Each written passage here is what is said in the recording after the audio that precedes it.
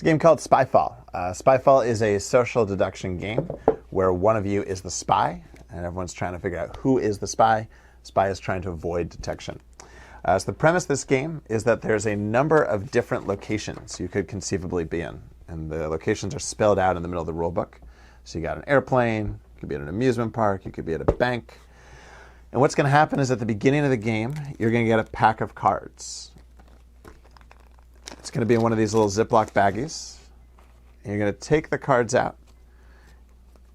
You're going to give one player is going to get the spy card. And let's say there are 5 of you. You would take 4 cards off the top of the deck. You take that spy card, you shuffle these cards up, and you're going to deal 1 card to each player. So there's a different pack of cards for each location that's in the game. I believe at the beginning when you first buy this game, you actually have to set up all the packs. But everyone's going to get a card. They're going to look at that card. So for 4 players, it's going to tell them where they are. In this case, we've got pirate ship. So 4 players have cards that say pirate ship, but 1 player has a card that says spy. So the spy doesn't know where they are. Spy is trying to figure out where they are and not be detected by the people who do know where they are. In addition to the location that you're at, you have a position or a job or a role that's on this card. So this one says cook. This one says cabin boy. So these are your different roles on board the pirate ship. Shackled prisoner. This one here is a seaman. I will point out that as far as gender is concerned, you can edit these however you want. So if you're a female and it says seaman, you can be a sea woman. Or if you're an actor, or if you're a female and it says actor, you could be an actress. But 1 player is the spy. The spy, like I said, doesn't know what's going on.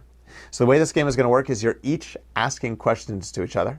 When you ask those questions, you assume that you are the character on your card in the location on your card.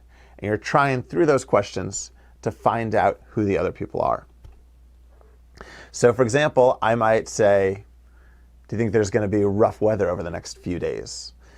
And I might ask that to a specific person at the table. So the idea is when I ask my question, I'm trying to indicate to the group that I know what's going on. And I'm also trying to discover if the person who I'm talking to knows what location we're in. So when I say, do you think we're going to have rough weather today over the next few days? Could mean that we're at the beach. It could mean that we're on the ocean liner. It could mean that we're in the polar station or the submarine. But it kind of indicates to the group, I have a rough idea of where we are, right? We're probably not at the bank or the restaurant or something, or the casino, because I wouldn't really be asking about weather. So it kind of indicates to the group that I have a rough idea of what the location is without giving away all the information to the person who's the spy of exactly where we are. So the idea is you're asking questions, but you also are hopefully trying to use questions that help you to figure out if the other person knows where you are. So for example, if I was in the service station for car repairs, I might say, do you know what the bill was for that last customer who came in? And so again, that helps us sort of narrow down. We know that I know roughly where the location is because it narrows it down to only a few options. And then the person gives their answer, and if they say, I think it was like $15, it's probably a lot less likely that they know we're at the service station, because it's kind of tough to go to a gas station or to a service station and only spend $15. Maybe they think they're at the restaurant, and so that's an indication that they might actually be the spy. So that makes sense. So basically, you're trying to clarify that you know where you are, and you're trying to identify if the other person knows where you are without giving too much away. Anytime you ask someone a question, they now get to ask somebody else in the group a question. The only rule is you can't ask a question of the person who just asked you a question. You're going around, you're asking questions. At the beginning of the game, you're going to set a timer for 8 minutes. So hopefully in that 8 minutes, you can figure out who the spy is. At any point, somebody who thinks they know who the spy is can stop the clock. They can pause the clock and they say, I accuse Dave, or whoever it may be, of being the spy. Everyone then votes. If you agree with the person who's accusing, you raise your hands. Obviously, the person being accused doesn't get a vote. If the vote is unanimous, then Dave is officially accused of being the spy. They reveal their card. If they are the spy loses. If they are not the spy, then the spy wins. If the vote is not unanimous, they do not reveal their card. You keep on going. This is not majority rules. It has to be unanimous. Again, the person being accused doesn't vote. So it has to be unanimous amongst everybody else. If it's not unanimous, you unpause the clock, you keep it going, and then again, at any point, somebody else could pause the clock and make an accusation. You're only allowed to make 1 accusation of that 8-minute stretch. You do not have to use your accusation. If you are the spy, you may accuse somebody else, which would help you throw off suspicion of yourself. And it is possible for the same person to be accused more than once. So if I accuse somebody, I can't get a unanimous vote. We keep on going. Somebody else accuses that same person later on. They do get a unanimous vote, and that person could be officially accused.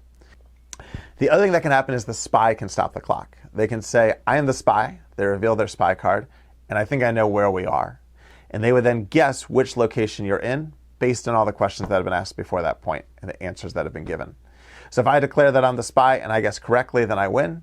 And if I guess incorrectly, then I lose and everybody else wins.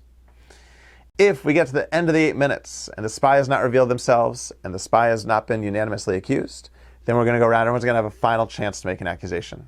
So we're going to start with the dealer. That's the person who randomly chose a pack of cards and passed out the locations in the first place. They're going to get to make an accusation. People can discuss that accusation, then there's going to be a vote. Again, the person being accused doesn't vote, and again, it has to be unanimous for that person to be officially accused of being the spy. If it's not unanimous, then it's going to pass to the left, and the next person is going to make an accusation. It could potentially keep on passing all the way around, and nobody ever gets unanimously voted on as being the spy, in which case, if it makes it all the way back to the dealer, then the spy is going to automatically win. If people unanimously accuse somebody of being the spy, then it works the same as it did earlier in the game. They reveal their card. If they are the spy loses. If they are not the spy wins. At the end of the game, you're going to get points based on how you did. It's a bit tougher to be a spy, so you get a bit more bonus points for doing well. So if the spy wins, they earn 2 points if no one is successfully convicted of being a spy. They get 4 points if a non-spy player is convicted of being a spy. And they get 4 points if they stop the game and successfully guess location.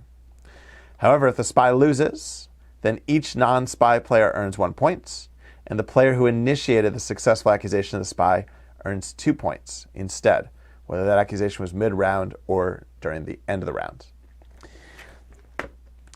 After that, you're going to take the cards, you're going to put them away, you're going to bring out a new pack, and you play again, rotate who's the dealer.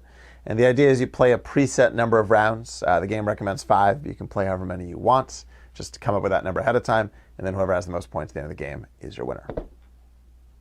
That's how you play Spyfall.